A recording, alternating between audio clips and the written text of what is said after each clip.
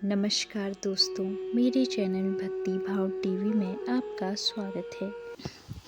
तो दोस्तों, आज के इस वीडियो में मैं आपको बताने वाली हूँ, महाभारत में भीम पर हल लेकर टूट पड़े थे बलराम।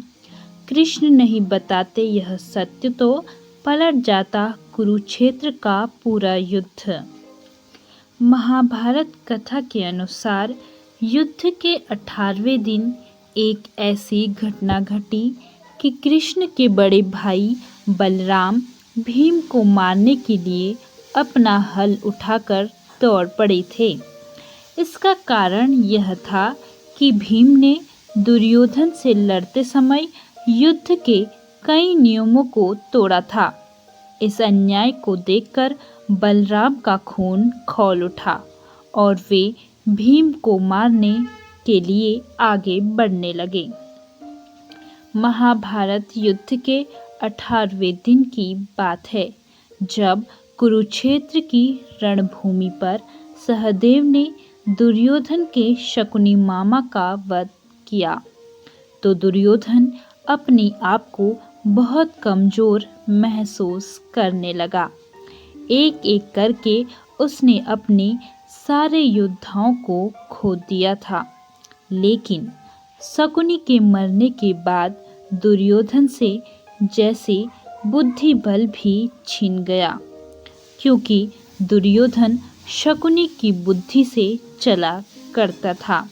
अब कौरव सेना में कृपाचार्य, अश्वत्थामा, कृतवर्मा और दुर्योधन के अतिरिक्त कोई विशेष योद्धा नहीं बचा था। ऐसे में हार के डर से दुर्योधन अपनी जान बचाने के लिए सरोवर में छिप गया था। लेकिन अंत में भीम ने दुर्योधन को मारकर अपनी प्रतिज्ञा पूरी कर ली। लेकिन दुर्योधन को मारे जाने पर श्री कृष्ण के बड़े भाई बलराम बहुत क्रोधित हो गए थे।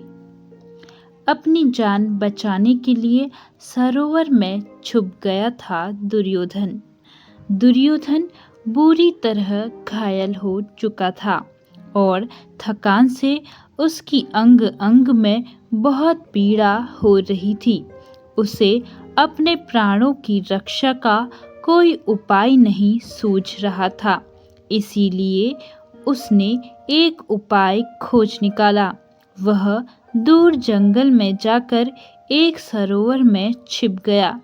दुर्योधन को पानी बांध लेने की विधि आती थी, इसीलिए उसने सरोवर के जल को शांत कर दिया, जिससे किसी को उसमें किसी के छिपे होने का आभास तक नहीं हुआ। लेकिन दुर्योधन के सरोवर में छिप जाने की बात कृतवर्मा, अश्वत्थामा और कृपाचार्य को पता थी। उन्होंने दुर्योधन को बाहर आकर युद्ध करने के लिए कहा, लेकिन दुर्योधन ने थके होने का बहाना बना लिया। दुर्योधन के सरोवर में छिपे होने की बात सरोवर के पास पानी पीने की इच्छा से आए कुछ शिकारियों को पता चल गया कि दुर्योधन सरोवर में छिपा हुआ है। उन शिकारियों ने धन के लालच में यह रहस्य पांडवों के शिविर में जाकर युधिष्ठिर को बता दिया। दुर्योधन के छिपे होने की बात सुनकर पांडव श्री कृष्ण सहित पहुंचे सरोवर। श्री कृष्ण के कहने पर युधिष्ठिर सहित सभी पांडव भाई सरोवर के तट पर पहुंचे। श्री कृष्ण का संकेत पाकर युधिष्ठिर ने हंसते हुए दुर्योधन से कहा, प्रजानाथ सुयोधन, तुमने किसी लिए पानी में यह अनुष्ठान आरंभ किया है। संपूर्ण क्षत्रियों तथा अपने कुल का संहार कराकर आज अपनी जान बचाने की इच्छा से तुम तालाब में छिपे बैठे हो। उठो और हम लोगों के साथ युद्ध करो। युधिष्ठिर की इसी तरह की और भी जली कटी बातें सुनकर दुर्योधन मौन नहीं रह सका। दुर्योधन ने जल में स्थित रहते हुए ही उत्तर दिया, मैं प्राणों के भय से भागकर नहीं आया हूँ। मेरे पास न तो रथ है न धनुष बाण। मेरी सेना नष्ट हो चुकी है और मेरे अंगरक्षक भी मारे जा चुके हैं। मैं अकेला ही रह गया हूँ और थक गया हूँ। विश्राम की इच्छा से यहाँ चला आया हूँ। युधिष्ठिर ने दुर्योधन से कहा कि तुम अपनी मर्जी के अनुसार पांडव भाइयों में से किसी एक को चुन लो, वही तुमसे युद्ध करेगा। यह सुनकर श्री कृष्ण ने युधिष्ठिर को भीम की प्रतिज्ञा की याद दिलाई और उसे एक गदा और कवच युद्ध करने के लिए कहा। दुर्योधन कम चालाक न था।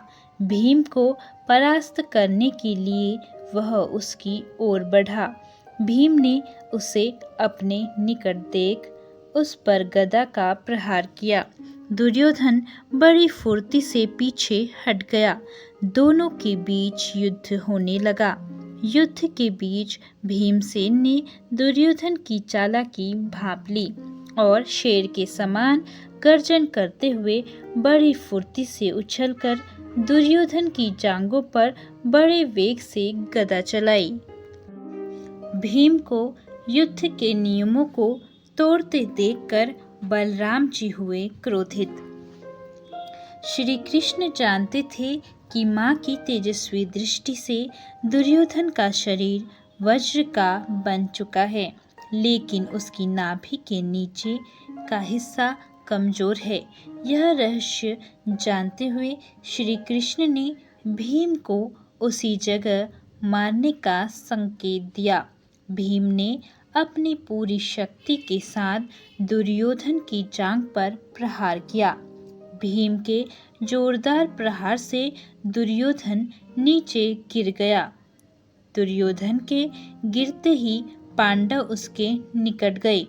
भीमसेन ने उसे अपशब्द कहते हुए अपने बाएं पैर से उसके मुकुट को ठुकराया और उसके मस्तक पर ठोकर मारी। यह दृश्य देखकर युधिष्ठिर को अच्छा नहीं लगा और उन्होंने भीमसेन को समझाकर अन्याय से रोका और दुर्योधन से खेद प्रकट किया। दुर्योधन को अधर्म पूर्वक मारा जाता देख बलराम क्रोध से भर उठे। श्री कृष्ण ने अपने बड़े भाई बलराम को कराया शांत। बलराम भीमसेन को धिक्कारते हुए कहने लगे कि नाभि से नीचे प्रहार करना युद्ध के नियमों के विरुद्ध है। यह भीम का अधर्म और स्वेच्छाचार है। फिर वे अपना हल उठाकर भीमसेन की ओर लपके। बड़े बलपूर्वक श्री कृष्ण ने उन्हें रोका और कौरवों के अधर्माचरण का उदाहरण देते हुए कहा कि पापी और अधर्मी मनुष्य के लिए कई बार नियमों को तोड़ना पड़ता है, परंतु बलराम का समाधान नहीं हुआ और वे रोष में भरे रथ पर सवार होकर द्वारका चले गए। दुर्योधन का अंत निकट आ गया था। भीम के लगातार प्रहार से दुर्योधन के प्राण शरीर से निकलने लगे। दुर्योधन मरते मरते कह गया, मैं अपने सेवकों के सहित स्वर्गलोक जाऊंगा, लेकिन तुम सभी पांडव भाई आत्मग्लानि से भरकर अपने मनोरथ को त्याग कर शोचनीय जीवन बिताओगे। दुर्योधन के अंत के साथ ही भीम की प्रतिज्ञा पूरी हो गई। तो दोस्तों, कैसी लगी आपको यह वीडियो कमेंट करके ज़रूर बताएं और ऐसी ही बहुत सारी कहानियों, कथाओं और जानकारियों को सुनने के लिए मेरे चैनल को सब्सक्राइब करें। धन्यवाद।